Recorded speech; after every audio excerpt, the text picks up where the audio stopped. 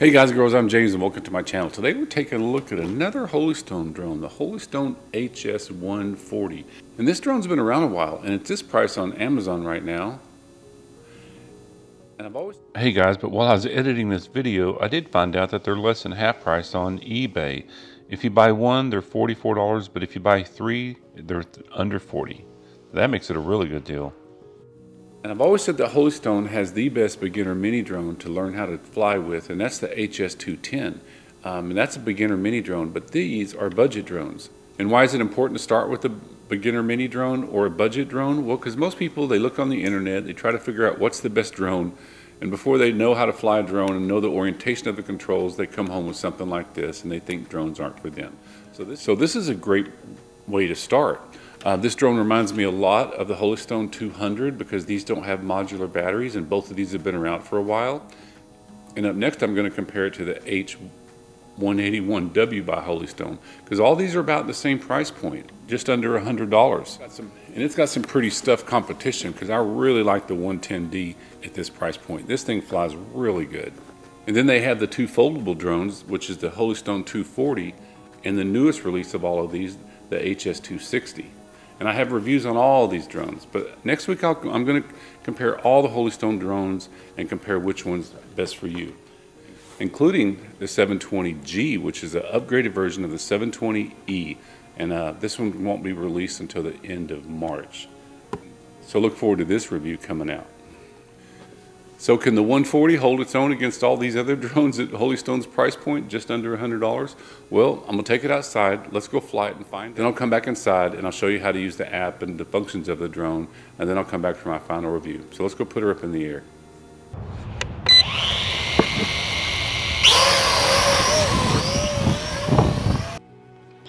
Hey guys, this is actually the second time I have flown it. The first time I flew it, I put it up in the air, but I put it up too high. And even in speed 2, it was going away. So I had to kill the motors to try and had it come down and then go over and get it and take back off. So as I'm flying it, I'm kind of keeping it behind my house because it's really windy. So it doesn't have nearly as much speed as like the 110D or that F81 that I just reviewed. It flies really good and goes, you don't need it to go really fast unless there's a lot of wind. So if you start outside, be sure and go straight to speed 2. I seem to get about 10 to 12 minutes out of this little battery, which is really pretty good for as small as it is. It comes with two of them, and they're very inexpensive if you want to buy more on eBay because of the way they plug in.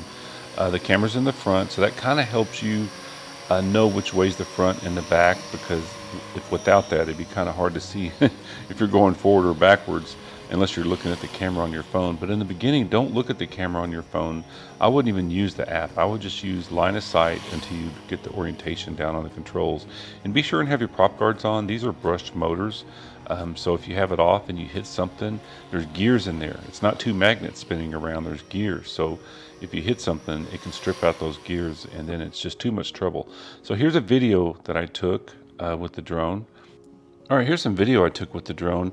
You can see the legs in it, but if you turn the camera down a little bit, you won't see those. I think they're kind of neat sometimes to see them.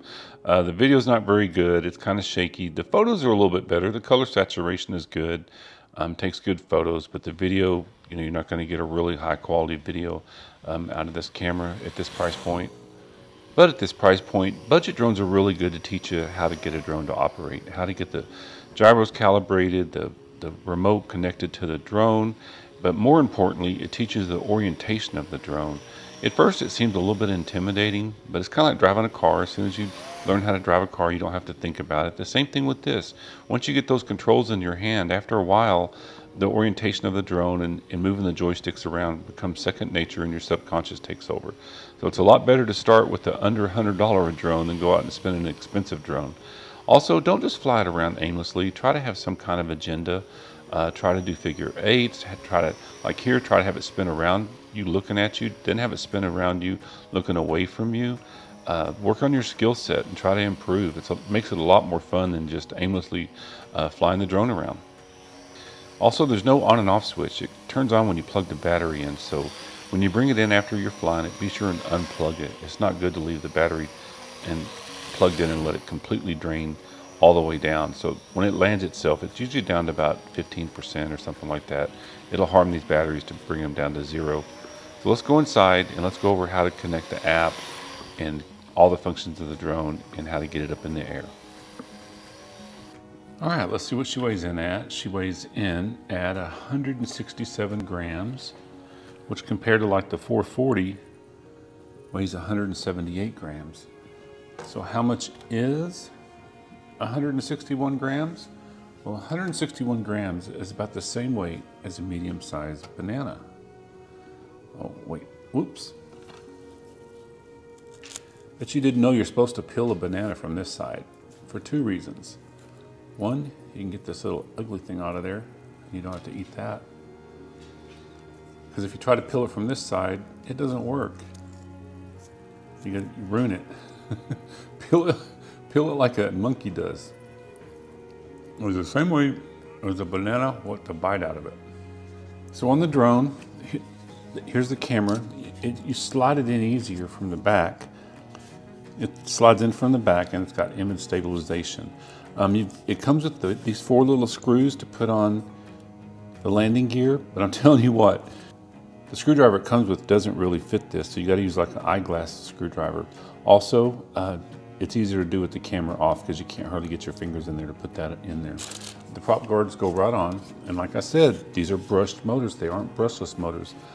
So you got to fly with the prop guards, because if you're flying it and if something happens and one of these motors stops spinning, it'll strip that little gear out in there. And if you do replace one of these props, all you do is you pop this top off, and then there's a little screw that holds it on. So inside the bag, you're going to get extra props, 2 chargers, 2 batteries. They're not modular batteries, but I tell you what, they do fit in here pretty easy. You plug it in and it slides in real easy. So even though it's not modular, they do go in really easy, which is much easier than like the HS140, which when you tried to hook all this in there and get this back on, it was really a pain. So even though they're not modular batteries, they are really easy to install. There's no lights except on the bottom, and then there's no on-off switch. The only way you turn it on and off is when you pull the battery in and out. Wish it had an on-off switch, and I wish it had a light somewhere. So when you plug it in, there's only lights on the bottom. See how they're blinking really fast? So on the remote, when you turn it on, to get it to bind, you got to go up and down on the left side. And to set the gyros, it's down and to the right. And they'll blink again, then they'll stop. And on the remote, these are your trim switches. So if it seems to be sliding to the left or to the right, push these in the opposite direction of the way it's going. These are left and right, and these are up and down. It takes a little bit of practice, but you'll get the hang of it. Over here, this is to start the props, and then you hold it down for them to start. This is for headless mode. Don't use that. That changes the orientation of the drone. This is for high and low. There's only 2 speeds, and it's not very fast, as you saw outside. So if you're flying you can't fly it in the wind, and then this makes it do the flips. So to get the camera to work, you got to use the app. I flew it with my phone, but I'm going to use the app to show you. So you go to the QR code, open up your camera. It'll take you to the app. And it's the Ophelia FPV app, so you open it up. But before you can make this work, it's a Wi-Fi drone. So go to your Wi-Fi, hit Holy Stone, then go back to the app. It takes a minute. There it is. All right, now you see? Now you see the camera's working.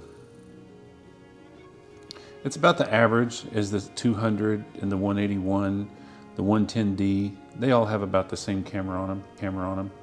Push this one to take a picture.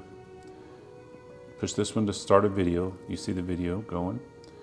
This is to take you back to look at it. There's some pictures it took outside. Then this takes on it off.